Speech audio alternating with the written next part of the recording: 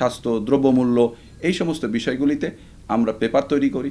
কিভাবে এখান থেকে উত্তরণ করা যায়, কিভাবে স্বাস্থ্যক্ষেত্রে উন্নয়ন করা যায়, বাণিজ্য ক্ষেত্রে কীভাবে বাড়া যায়, এই সমস্ত লিখিত পেপার তৈরি করে আমরা সরকারকে দিই এবং প্রয়োজনে আমরা বিভিন্ন মন্ত্রীর হাতে পর্যন্ত পৌঁছে দিয়েছি, কিন্তু তারা এগুলি কোনোটাই দেখেনি।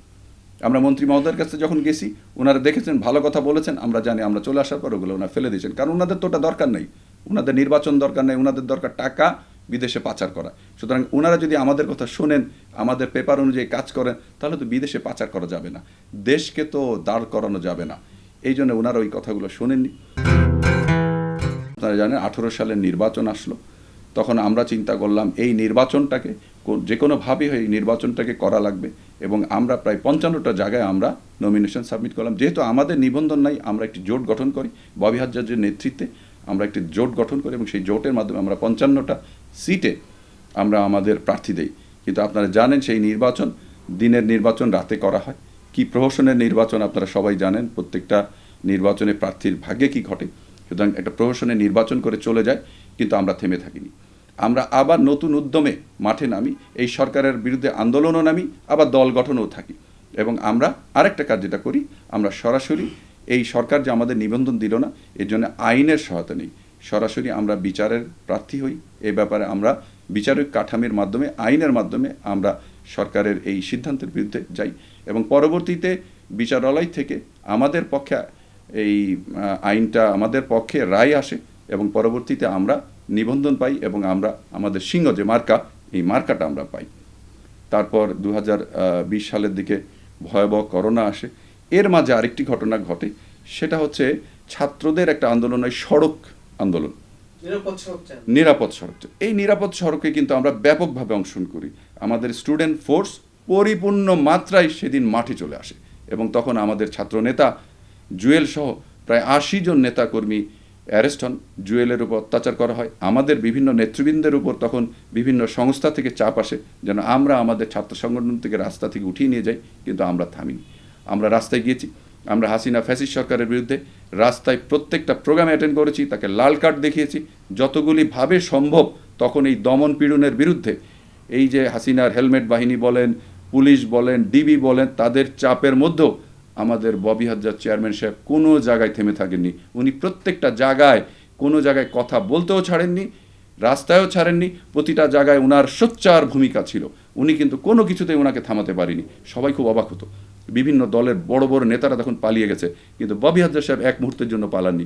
উনি প্রতিটা মুহূর্তে রাস্তায় থেকেছেন, এই সরকারের রক্তচক্ষুকে উপেক্ষা করে তাদের সমস্ত অপকর্মের বিরুদ্ধে উনি সোচ্চার ছিলেন। পরবর্তীতে করোনা আসলো, করোনায় আমরা চিন্তা করলাম যে দেশের জন্য করা দরকার। আমরা প্রতিটা টিম আমাদের ভাগ করে প্রতিটা জেলায় আমাদের সংগঠন আছে, আমরা তখন করোনায় বিভিন্ন সামগ্রী, করোনার যে সমস্ত বিষয়গুলো ছিল তখন মাস্ক থেকে আরম্ভ করে এই সমস্ত ক্ষেত্রে আমরা কাজ করি। পরবর্তী সাল দিকে আমরা সরকারকে তাদের বিভিন্ন, আমরা এরপরে আমাদের ববি হাজ্জাজ সাহেব যেটা করলেন, আমাদের একটা সংগঠন আছে জিপিআর, যেহেতু উনি একজন শিক্ষিত মানুষ, উনি জানেন নর্থ সাউথ ইউনিভার্সিটির প্রফেসর, ওনার প্রচুর ছাত্র আছেন যারা বিভিন্ন সময় তাদের স্ব ক্ষেত্রে অত্যন্ত মেধাবী, প্রত্যেকেই গোল্ড মেডেলিস্ট, কেউ দেশে আছেন, কেউ বিদেশে আছেন, বিদেশে বিভিন্ন ইউনিভার্সিটিতে তারা শিক্ষকতা করছেন। ওনাদের সকলকে উনি নিয়ে একটা সংগঠন করে তোলেন, যেটার নাম হচ্ছে জিপিআর, যেটার কাজ হচ্ছে বিভিন্ন বিষয়ে রিসার্চ করা, দেশের বিভিন্ন ভালো মন্দ বিষয়। এবং তখন আমরা যেটা করলাম যে এই সরকার তো কোনো কথাই শুনছে না, অ্যাটলিস্ট তখন যে সমস্যা, জ্বালানি ক্ষেত্রে সমস্যা, স্বাস্থ্যক্ষেত্রে ব্যাপক দুর্নীতি হলো, স্বাস্থ্য, দ্রব্যমূল্য এই সমস্ত বিষয়গুলিতে আমরা পেপার তৈরি করি, কিভাবে এখান থেকে উত্তরণ করা যায়, কিভাবে স্বাস্থ্যক্ষেত্রে উন্নয়ন করা যায়, বাণিজ্য ক্ষেত্রে কীভাবে বাড়া যায়, এই সমস্ত লিখিত পেপার তৈরি করে আমরা সরকারকে দিই এবং প্রয়োজনে আমরা বিভিন্ন মন্ত্রীর হাতে পর্যন্ত পৌঁছে দিয়েছি, কিন্তু তারা এগুলি কোনোটাই দেখেনি। আমরা মন্ত্রী মহোদয়ের কাছে যখন গেছি, ওনারা দেখেছেন, ভালো কথা বলেছেন, আমরা জানি, আমরা চলে আসার পর ওগুলো ওনারা ফেলে দিয়েছেন, কারণ ওনাদের তো ওটা দরকার নেই, ওনাদের নির্বাচন দরকার নেই, ওনাদের দরকার টাকা বিদেশে পাচার করা। সুতরাং ওনারা যদি আমাদের কথা শোনেন, আমাদের পেপার অনুযায়ী কাজ করেন, তাহলে তো বিদেশে পাচার করা যাবে না, দেশকে তো দাঁড় করানো যাবে না। এই জন্য ওনারা ওই কথাগুলো শোনেননি। পরবর্তীতে আমরা এই বর্তমান বিএনপির ভারপ্রাপ্ত চেয়ারম্যান তারেক রহমানের আহ্বানে আমরা তার সাথে যুগপৎ আন্দোলনে চলে আসি এবং তারপর থেকে আমরা বিএনপির সঙ্গে আরও বহু দল একমত হয়ে আমরা যুগপৎ আন্দোলন শুরু করি। এরপর আসলো 24-এর নির্বাচনের সময়। আমরা যখন থেকে যুগপৎ আন্দোলন শুরু করি যে 24-এর নির্বাচন কোনো অবস্থায় 18 বা 14-র মতো আমরা হতে দিব না, আমরা একটি সুষ্ঠু নির্বাচনের জন্য আন্দোলন শুরু করি, কিন্তু সরকার তখন ব্যাপকভাবে দমন পীড়ন শুরু করে এবং 24-এর নির্বাচনকে একতরফাভাবে করার চেষ্টা করে এবং করে উতরেও যায়। কারণ তখন আমাদেরকে এবং আমরা সকল সমমনা দল যারা একসঙ্গে যুগপৎ আন্দোলন ছিল তাদের প্রত্যেককে, আপনারা জানেন বিএনপির বিরুদ্ধে যে আন্দোলন হয় আমাদের বিরুদ্ধে একই হয়। এই একই সময় আমরা বিএনপি যখন 28শে অক্টোবর যে পল্টনে যখন মিটিং করে, আমরাও কিন্তু যুগপৎভাবে একসঙ্গে আমাদের পার্টি অফিসের সামনে ব্যাপক সমাগম করি। আমাদের উপরও তখন লাঠিচার্জ হয়, গ্যাস নিক্ষয়, আমাদের নেতৃবৃন্দ অনেকে অ্যারেস্ট হন, আমাদের চেয়ারম্যান মহোদয় এই সময় এক পর্যায়ে আহত হন, আমরা ওখানে চলে যেতে বাধ্য হই এবং এই সরকার এই যুগপৎ আন্দোলনকে একদম দমিয়ে পাড়ে মিষ্ট করে তারা এই 24 সালের প্রথমে তারা নির্বাচন করে চলে যায়।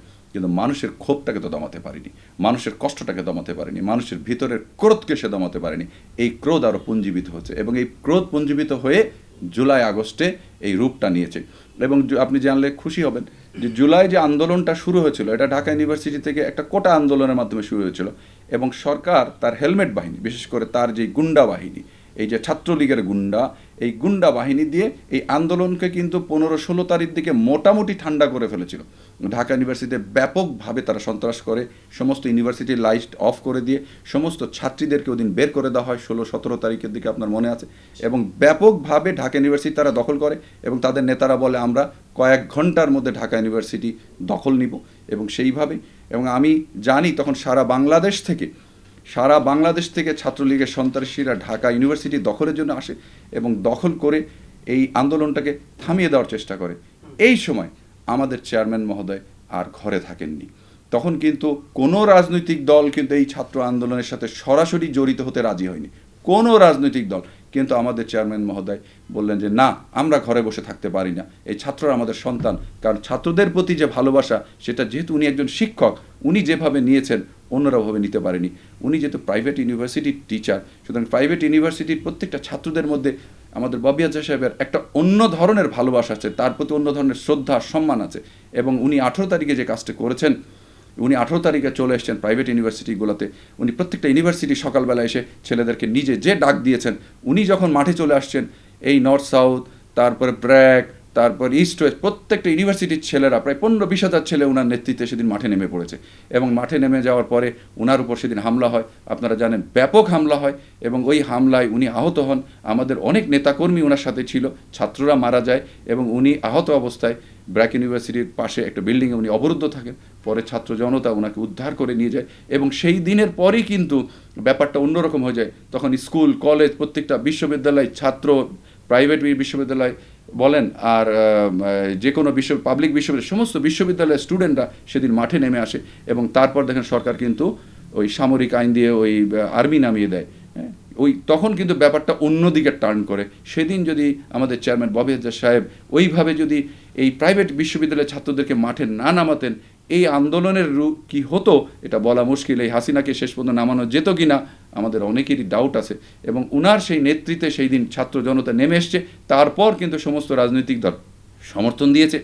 এক পর্যায়ে যে 5 তারিখ এই ফ্যাসিস্ট সরকারকে আমরা উৎখাত করতে পেরেছি এবং এই বর্তমান ইউনিট সরকারকে আমরা বসাতে পেরেছি।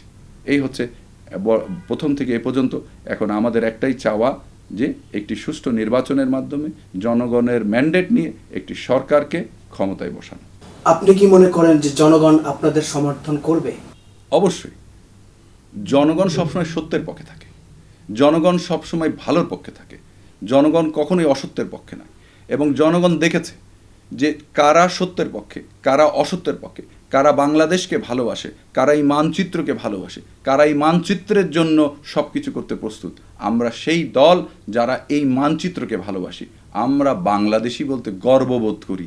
এই মানচিত্র হচ্ছে আমাদের দেশ, এই মানচিত্রের জন্য আমরা সব কিছু করতে পারি। সুতরাং এই মানচিত্রের ভালোর জন্য এই দল এনডিএম, তার নেতা ববি আজহার সাহেব যা করা তাই করবেন এবং ইনশাআল্লাহ জনগণ আমাদের পক্ষে রায় দিবে ইনশাআল্লাহ।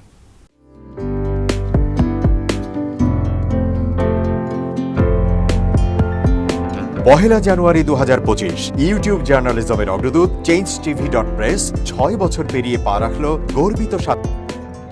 আমি অত্যন্ত আনন্দিত হলাম যে চেঞ্জ টিভি আগামী কয়েকদিনের মধ্যেই 6 বছর পূর্ণ করবে। আর হাঁটি হাঁটি পা পা করে চলা শুরু করে এখন সে বেশ দৌড়াদৌড়ি করছে বলা যেতে পারে। ও নামটাও অত্যন্ত বলবো যে সিগনিফিক্যান্ট, যে চেঞ্জ, এই গণঅভ্যুত্থান কিন্তু চেঞ্জ চেয়েছে। সেই হিসেবে তোমার টেলিভিশনের, তোমার এই চ্যানেলের নামের একটা যথেষ্ট মিল মিল আছে। পাওয়া যায়। আমার প্রত্যাশা যে এই গণঅভ্যুত্থানের যে প্রত্যাশা, যে আশা আকাঙ্ক্ষা, চেঞ্জ টিভি সেটিকে এগিয়ে নিয়ে যাবে। তোমাকে শুভেচ্ছা। চেঞ্জ টিভি যারা সম্পৃক্ত আছেন, যারা কর্মী আছেন, সামনে পেছনে সকলকে আমার শুভেচ্ছা।